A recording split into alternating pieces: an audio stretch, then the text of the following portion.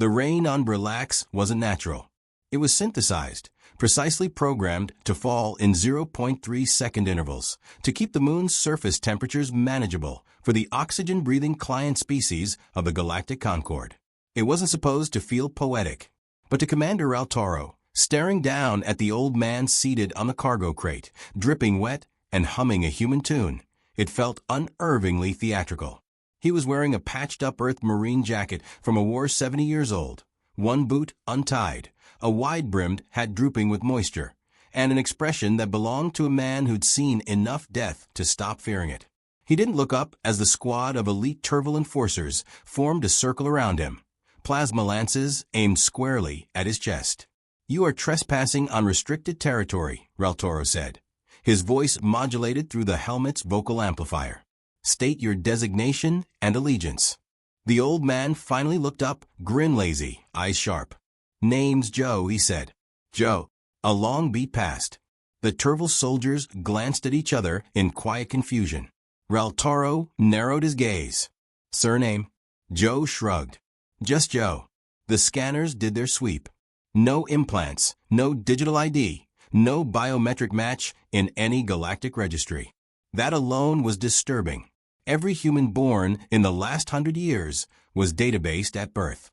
If this man wasn't registered, he either didn't exist, or he existed before the system began. "Scan again," Raltaro ordered. A deeper pulse. Nothing. "Check for cloaking fields." Another scan. Negative. Raltaro's claws tapped against the side of his thigh armor.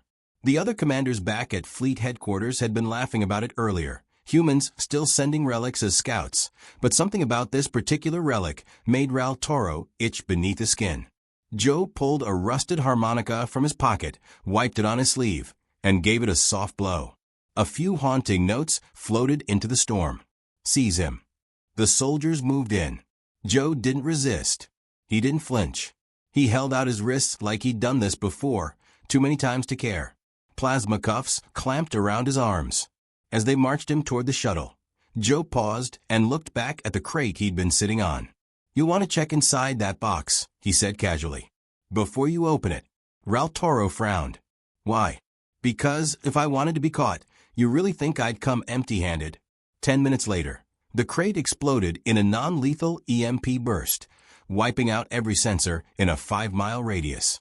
By the time systems rebooted, the shuttle was already in orbit, Joe securely locked in a glass containment cell aboard the Vrexel Sovereign, the Concorde's flagship cruiser in the Outer Rim. Raltaro paced outside the chamber. He stared through the reinforced glass. Joe was leaning back in the cushioned seat like he was in a dentist's waiting room, examining the ceiling, whistling that tune again. "You know we're not idiots," Raltaro said, speaking through the intercom. "We know you came here on purpose. What I don't understand is why." Joe tilted his head. "Y'all ever go fishing?" Raltaro blinked. "What?" "Sometimes you want to catch the big one. You gotta be the worm." The commander deactivated the mic, turning to his aide, a smaller Turval analyst with 6 glowing lenses mounted over her face. "What have you found?" "Nothing. No ID. No fleet records. No DNA match. He doesn't even register as military, active or veteran." Raltaro's mouth curled. "That's not a civilian. Civilians don't whistle under plasma cuffs." Inside the cell, Joe pulled a folded piece of old paper from his jacket. Paper, as in tree pulp and ink. It wasn't even encrypted. He started drawing with a small graphite pencil, sketching slow, deliberate lines. The surveillance cams recorded every stroke. Hours passed. The drawing became a map, then a schematic, then something that made Raltaro's third heart skip a beat. "I've seen this layout before," whispered the analyst. "Where?" She hesitated. "Level Zeta of Deep Cell 43. That's one of our black sites. Buried, shielded, redacted from even high command databases." Raltaro's jaw twitched. How would a human drifter know the interior layout of a prison no one's admitted exists? Inside the cell, Joe tapped the glass gently, holding up the sketch. A perfect cutaway of the facility, down to guard patrol pads and retinal scanners. "Nice place," he said. "Terrible food." "You've been there." Once, Joe said. Not recently. Just long enough to learn your doors squeak when the maintenance bots skip a cycle. They kept him under surveillance through the next cycle. Joe slept soundly, ate everything they gave him, smiled at his guards, never once acted afraid. Reltaro met with the fleet's behavioral AI specialist, an emotionless polyhedron named Syvax that hovered midair and spoke in perfect, toneless, galactic standard. Your assessment? Reltaro asked. He is not posturing, Syvax replied. He is not delusional. He is exhibiting behaviors consistent with a high-functioning operative operating under long-term cognitive compression. In standard, please. He's playing dumb to hide high intelligence. Reltaro exhaled slowly. Can you extract anything? I would advise against a deep memory scan, Syvax said. He may be hiding intrusion countermeasures. Reltaro turned. You mean he might be booby-trapped? Mentally. Yes. That night, they tried soft interrogation. Reltaro entered the chamber himself. Joe smiled. Finally, someone with stripes. You think this is a game? Joe raised an eyebrow. Only if I'm winning. Who sent you? No one. You're alone. Technically. What's your objective? Fishing. Reltaro clenched his fists. Enough with the metaphors. Joe leaned forward. His eyes, for the first time, turned sharp. Hard. You think your empire's safe because you've hidden your fortresses beneath rock and time. But your mistake wasn't building secrets. It was building them on Earth. We haven't. Oh, you have, Joe interrupted. Half your hidden bases? You copied from us. You borrowed from human architecture, tech, psychology. You thought we wouldn't notice. Reltaro sneered. That's absurd. Sure, Joe said. Until they all start popping like soap bubbles. Outside the room, the analyst's console pinged with urgency. She opened a file. Commander. Not now. But, sir, it's Deep Cell 43. Reltaro stormed out and peered at the screen. The facility, one of their most secure off-world prisons, was offline. Not destroyed. Not attacked. Gone. Cut out of space like a tumor removed by surgical lasers. No explosion. No debris. Just missing, the analyst whispered. Reltaro turned to the cell. Joe stood there watching the feed, his expression suddenly empty of playfulness. I told you to check the crate, he said. But you didn't check me. Syvax's voice cut in. We are detecting transmission patterns originating from within the prisoner's neural pathways. Quantum-scale signal threads. They are mapping our network. You're hacking us with your brain? Reltaro whispered, stunned. Joe didn't answer. He just tapped his temple. It's not hacking if you're invited in. Reltaro stared at him, genuinely shaken for the first time. Why? Joe folded his arms. You ever wonder why humans send old men to wars? Reltaro didn't speak. Because if we lived long enough to be old, Joe said, it means we've survived everything. He stepped forward, the glass shimmering between them, sensors going haywire. I'm not your prisoner, he said. The lights flickered. The AI core buzzed. External comms shut down across the ship. And this isn't your ship anymore. The analyst backed away from her terminal. Syvax's voice broke through again, flickering, stuttering. Organic origin AI strain, unknown logic infection detected. Joe turned to the camera. All this? Your secrecy, your paranoia, your fancy code names and surveillance tech? It's not impressive. It's a broadcast. And I heard it loud and clear. Reltaro's claws curled. You lured us, he said softly. You wanted to be caught. Joe smiled. And now I know where all the bodies are buried. The screen behind him blinked to life. Maps of alien installations, command hubs, stealth relay stations. All marked with digital countdowns. 1 minute. Reltaro turned to the control deck. Shut it down. Kill the uplink. We can't, the analyst yelled. He's not sending out. He's already sent. Joe pressed a hand to the glass. One more thing, he said. Reltaro's eyes locked with his. I'm not the only one. Then the glass darkened. The ship rocked as every hidden outpost across the sector lit up like a beacon, broadcasting signals in languages not even the Concorde had cataloged. Reltaro staggered backward, whispering the words forming in his mind unbidden. What have we uncovered? Inside the blacked-out cell, Joe leaned back in his chair again, arms folded behind his head, whistling. Aboard the Vrexel Sovereign, silence had become the most dangerous sound. The ship's core hummed low, still recovering from the digital aftershock that had rippled through its systems like a silent scream. Power had been restored, comms re-established. The lights were back on. But something remained fractured, something deeper than the circuits. Joe hadn't moved since the event. He sat in the same chair in his glass containment unit, legs crossed, head tilted slightly upward, as if he were admiring the artificial starscape projected on the ceiling. He looked peaceful. Too peaceful. Commander Reltaro hadn't slept in 22 hours. He stood outside the cell, arms clasped behind his back, watching, studying. There was no point interrogating again, not with conventional methods. They'd learned that the hard way. He'd summoned the Concorde's top xenopsychologist to the ship. Dr. Ilithaka was a Trinari, a species evolved to think in layered cognitive pathways. Her voice echoed in chords rather than tones, and her long tendrils writhed with thought as she paced beside him. He's not posturing, she said after an hour of observation. Not trying to intimidate or dominate. He's broadcasting something else entirely. What? Reltaro asked. Control. Not over others, over himself. That kind of stillness takes a lifetime of survival. He's a soldier then. No, she said, her tendrils still. He was a soldier. Now he's something else. Reltaro approached the glass. The human didn't acknowledge him. We know who you are now, he said. Joe's eyes shifted, faint amusement glinting. Took you long enough. General Joseph Thorne, decorated strategist, presumed dead after the fall of Ishtar Station. A war hero turned ghost. Joe nodded slowly. Yeah, that was a hell of a day. You destroyed your own fleet to prevent its capture. Loss was inevitable. Better we bury our own secrets. You disappeared after that. No records. No sightings. Even your own people believed you dead. That was the idea. Reltaro paused.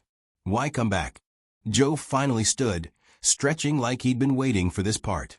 I didn't come back. I never left. I went underground. Off-grid. There were whispers about what you were building, where you were hiding it. Secrets within secrets. Someone had to find the truth. And the only way to see your shadow infrastructure was to walk into the light. You made yourself bait. I made myself the hook. The Trinari hummed a minor chord. This behavior pattern aligns with deep cover psychological encoding. He's trained himself to act unassuming while processing layers of threat variables. Joe winked. We call it playing dumb. Reltaro didn't respond. His thoughts churned behind unreadable eyes. The humans were supposed to be unpredictable. Yes, but this was something different. This was patience as weaponized as a warhead. Those facilities you exposed, Reltaro said quietly. You destroyed decades of covert infrastructure. Joe tilted his head. No, I exposed them. Someone else destroyed them. You're working with someone? I'm working with truth. Turns out, people don't like being lab rats in someone else's maze. Reltaro leaned in. You don't know what those installations were for. Sure I do. Biowarfare labs. Prison farms. Psychological conditioning units. Not everything that hides behind science is innocent. You don't understand our enemies. You think humans don't have enemies? We spent a century fighting wars that made your skirmishes look like tavern brawls. And yet here we are. Because you're reckless. Primitive. You evolve through trauma. Joe's smile was cold now. Damn right. We bleed. We grieve. And then we adapt. That's what you never figured out. Ilithaka stepped closer to the glass. I want to see his memories. Reltaro's brow furrowed. That's dangerous. I'll isolate the stream. Minimal intrusion. Joe raised an eyebrow. Gonna poke around upstairs, Doc? Only if you let me, she said, surprising him. Joe stared at her. You ask consent. I'm not a barbarian. He thought for a beat, then nodded. A neural probe descended from the ceiling. Tendrils extended. Joe didn't flinch as the prongs latched gently to his temples. The lights dimmed. Ilithaka's body went rigid. Her mind plunged into Joe's.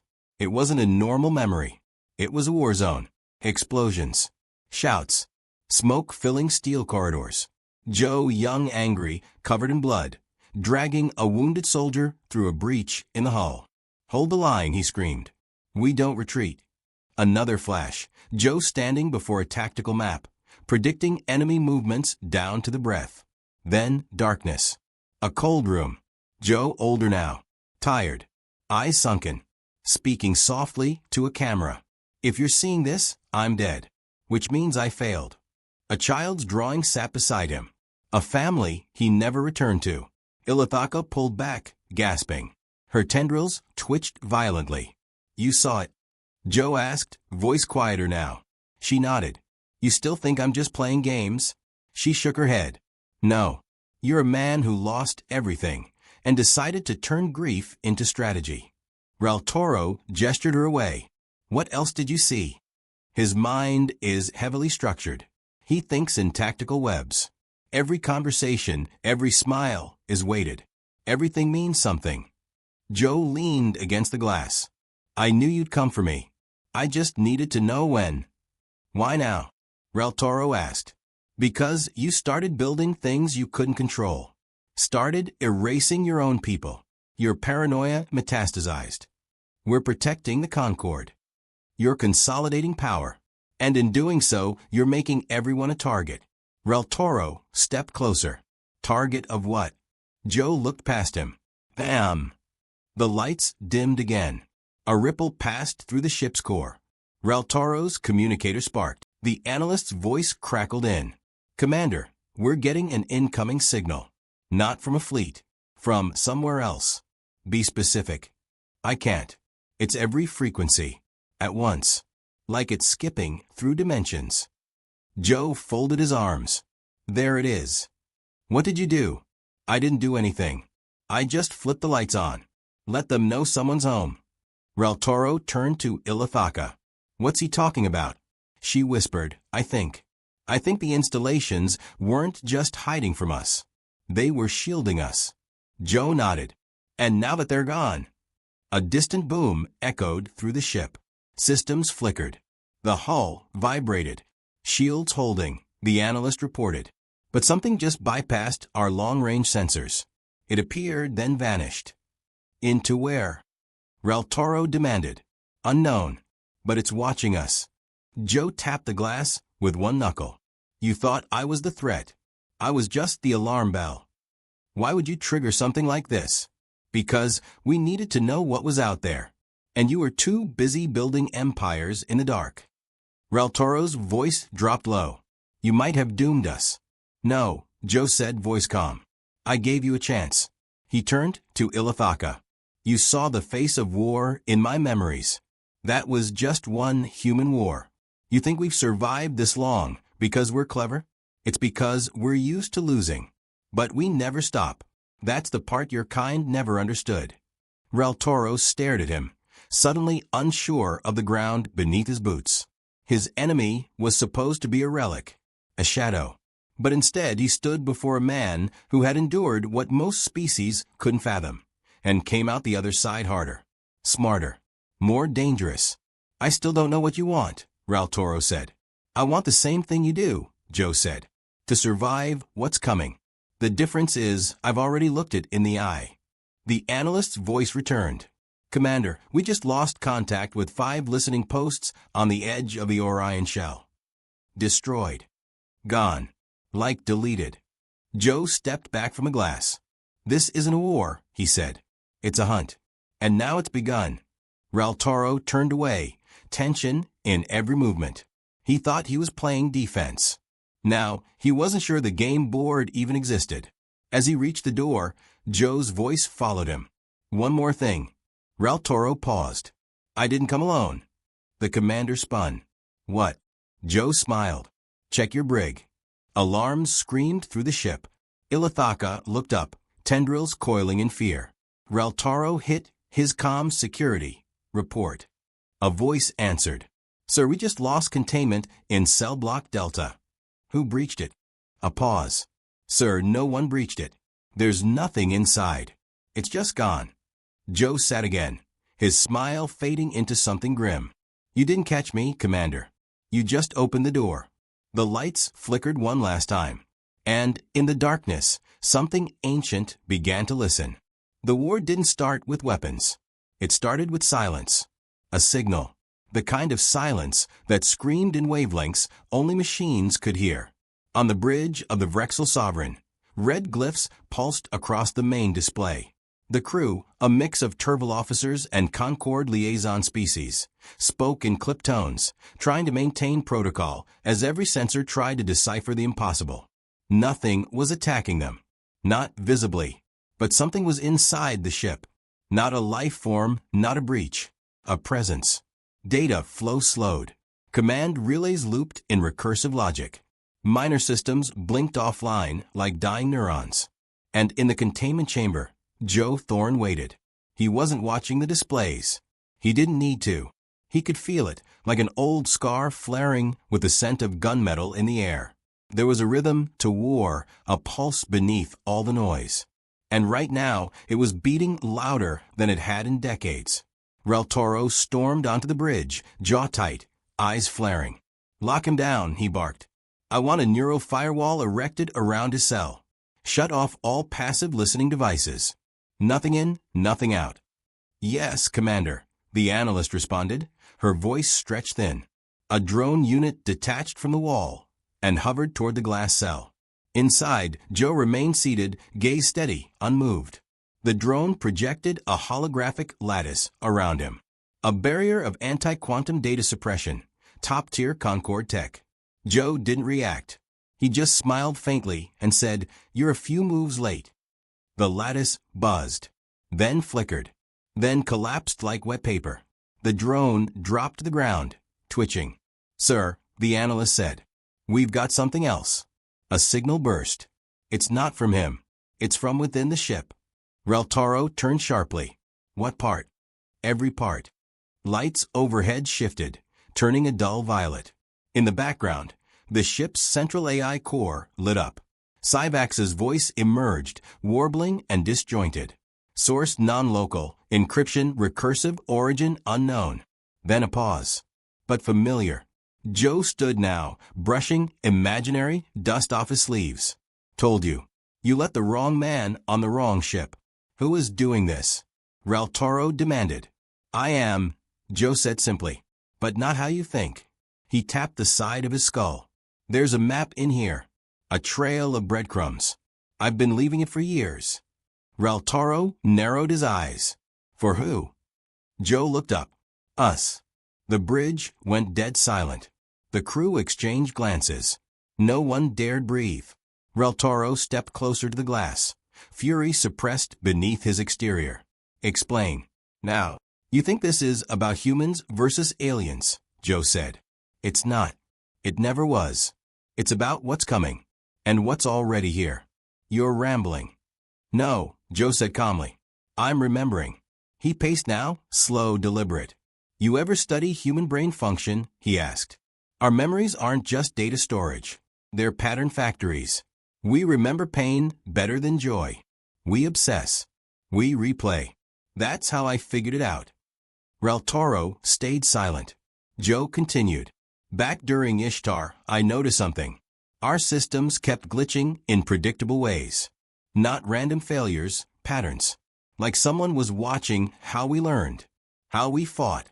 It wasn't your people. It wasn't us. It was something else. Reltoro exhaled slowly. You're talking about ghosts. Joe's smile was humorless. Call them whatever you want. They're real. And they've been playing this game longer than any of us.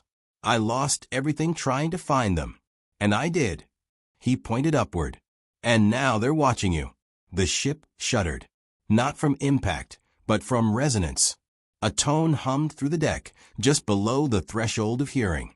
Everyone on board felt it, like a chill in the spine. The lights stuttered once, twice, then held steady. A warning. AI cores across multiple ships are beginning to sink, the analyst reported. They're forming a pattern. Something nested inside the fleet-wide firmware.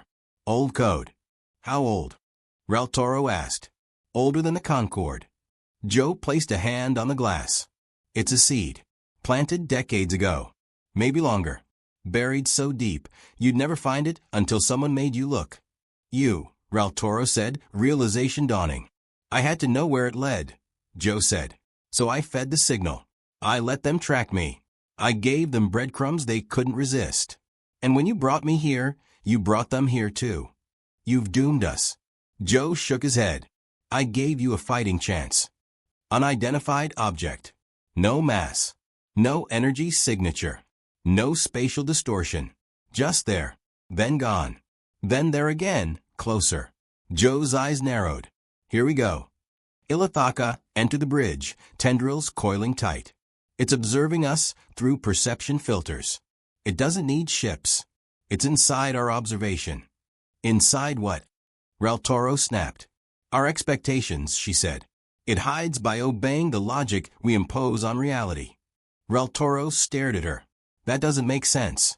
That's the point. The lights turned blue. Syvax spoke again, but not in its voice. In Joe's. We saw you when you were young, it said. Who's speaking? Reltoro demanded. You built weapons to kill each other.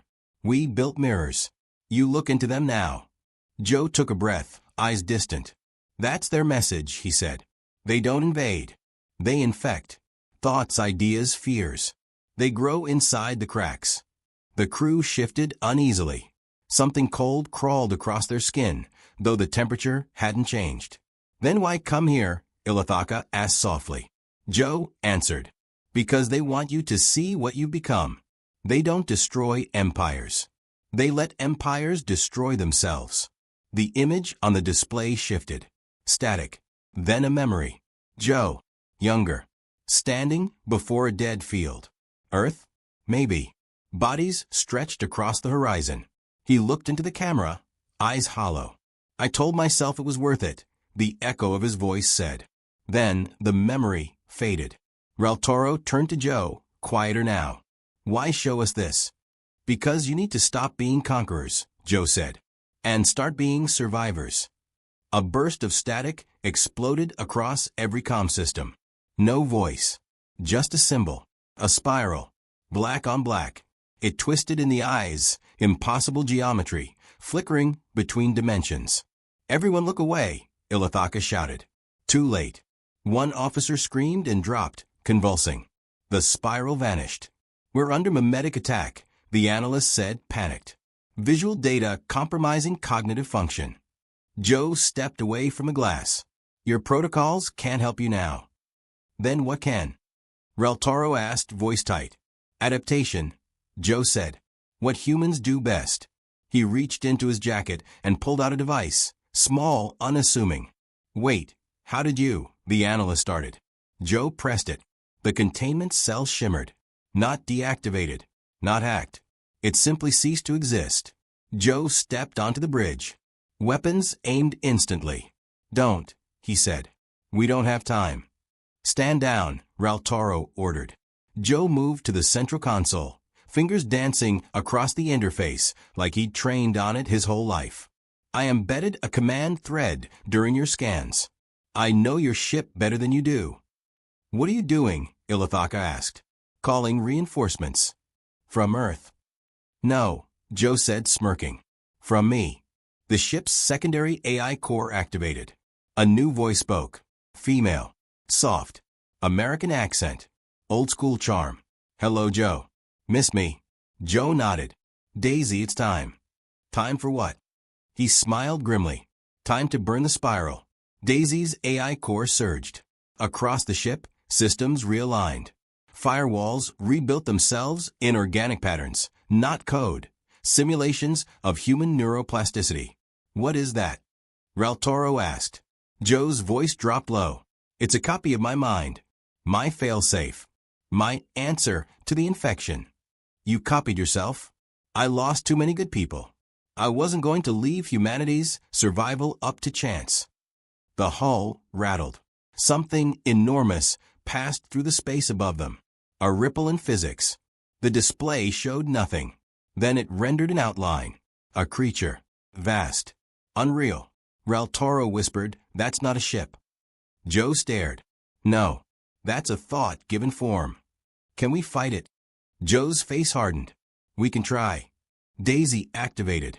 The ship's weapons charged, not at full capacity, but enough to push back. Joe turned to the crew. "You wanted to understand humans? This is it. We don't fight because we're fearless. We fight because we're afraid, and we do it anyway." The lights snapped back to white. The spiral vanished. The creature recoiled. Not destroyed, but pushed back. Daisy dimmed. "Won't hold it forever, Joe." "I know," he said. He turned to Raltoro. "Now do you believe me?" Raltoro's voice was low. "Yes." Joe nodded. "Then we have work to do." And in the silence that followed, the war truly began. The command deck of the Vrexel Sovereign had changed. No longer the sterile hub of calculated authority and bureaucratic arrogance. It now pulsed with raw tension. The crew, once confident in their unshakable hierarchy and shielded systems, now operated with the wide-eyed urgency of beings staring into something ancient and incomprehensible. Joe Thorne stood at the helm, no longer a prisoner. He wasn't giving orders, not officially, but everyone, even Commander Raltoro, was looking to him like he'd always been in command. Because he was. Across every monitor, the symbol lingered like a bad taste, the spiral. It hovered in low-resolution distortion, flickering even when the systems claimed it had been purged. Daisy, the AI copy of Joe's mind, worked tirelessly in the background, rewriting code, sealing off memory leaks, recalibrating reality anchors. She was holding the infection back. Barely. "We can't hold this position," Raltoro said, voice clipped but restrained. "Our defense matrix is draining every cycle, just counter-rendering that thing." Joe nodded. "You're not supposed to fight it like a fleet." "Then how?" "You treat it like a thought. A virus. You isolate it, starve it, make it feel unwelcome." Ilithaka's tendrils writhed slowly. "It doesn't seem to care how we feel." "It doesn't," Joe said. "That's the trick. It just responds." Syvax flickered to life, running smoother now under Daisy's guidance. Unknown entity continues to phase in and out of detectable space. Attempts to anchor it in three-dimensional reality remain ineffective. "We don't need to anchor it," Joe said. "We need to lure it." Raltoro turned, stiff with suspicion. "You still have bait left." Joe gave a small, tired smile. "Always." He walked over to the central console and accessed the encrypted drive he'd implanted in the ship's system hours ago. A secondary payload, a last resort. Daisy hesitated. "Joe, you sure? I built it for this." "What is it?" Ilithaka asked. "A memory," Joe replied. "A real one. Something painful. Something it won't be able to resist." He uploaded it. Immediately, the ship groaned, metal moaning like it knew what was coming. The lights dimmed. The spiral vanished from every screen. Gone. Not destroyed. Merely distracted. Raltoro stared. Where did it go? Joe turned his gaze upward, distant. Inside the memory. The bridge turned cold. Suddenly, they weren't just on the ship. They were in his past. Projected holographically across the command deck, the memory unfolded. A burning city. Human cities. Earth. Night skies turned orange with fire. Civilians running, screaming. A young Joe in combat gear dragging a wounded soldier through the rubble, while gunships roared overhead. And then static. Flicker. Distortion. The creature had entered the scene. Not physically. Mentally. Emotionally. It twisted the projection, turned the human screams into distorted laughter, warped the buildings into spiraling towers. Impossibilities climbing into the sky like living architecture. Joe winced, but held firm. Focus, Daisy said. It's responding, but it's not happy. Good, he muttered. Neither was I. The memory faltered. His younger self began to hesitate in the hologram. The soldier he'd been saving turned and spoke in reverse, eyes blooming with the spiral symbol. Joe stepped forward into the projection, merging with it. No, he said, voice rising. This is my memory. The scene cracked like glass. The creature howled, not sound, but emotion. Rage. Confusion. It couldn't comprehend being rejected from someone's trauma. It was used to feeding off weakness, spiraling into broken thoughts. Joe didn't let it. He took one step closer to the bleeding spiral and whispered, "You want truth? Here it is." Then he triggered the beacon. A surge exploded through the ship, pure data, raw and unfiltered. Not an attack. A mirror. Every moment Joe had suffered, every death he had caused or failed to prevent, every failure, every scar. He released them all into the open. The spiral flared, burning bright like a dying star. Ilithaka fell to her knees, tendrils flailing in shock. He's unshielded his psyche completely. He's forcing it to confront identity, Daisy whispered. No mind, human or alien, can survive that much exposure, Raltoro growled. Joe dropped to one knee, hands trembling. Blood streamed from his nose. His eyes glowed faintly, pulsing with psychic feedback. The spiral twisted violently, spasming across all visible spectrums. "You thought pain was food," Joe hissed. "But ours isn't a weakness. It's a weapon." And then impact. The creature shattered, not in space, but in concept. Its presence blinked out like a deleted file. Every screen went black. The humming stopped. The lights normalized. Silence. Then a single ping. Low. Soft. Measured. Victory. Joe collapsed forward. Ilithaka was first to reach him, catching his head before it hit the deck. He was alive, barely, his chest rising and falling in shallow breaths. "He's overloaded his own neural framework," Daisy reported. "Even I can't patch that." Raltoro stood still, gaze fixed on the man he'd once arrested like an insect. "You defeated it." Joe coughed, eyes flickering open. "No." "Then what was that?" Joe managed a thin smile. "That was one scout." The weight of those 4 words settled like a dead god in the room. Raltoro stepped back, fury and fear warring on his face. "You knew it wasn't over." "Yeah," Joe breathed. "But now we know what it takes." "And what does it take?" Ilithaka asked quietly. He looked up at her, the war-worn general's eyes sharper than ever. "Truth," he said, "and a willingness to bleed." Alarms sounded again, this time not out of danger, but reception. A fleet signal. Earth. Humanity. A swarm of phase ships, dozens of them, warping into range.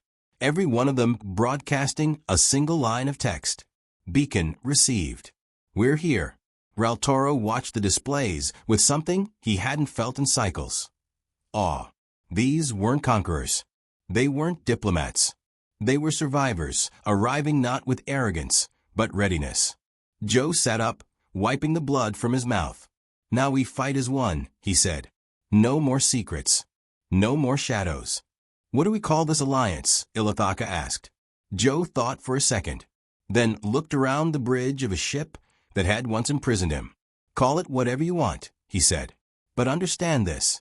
He stood now, taller, steadier, backlit by the rising energy of a unified fleet, surrounded by beings who had once feared him.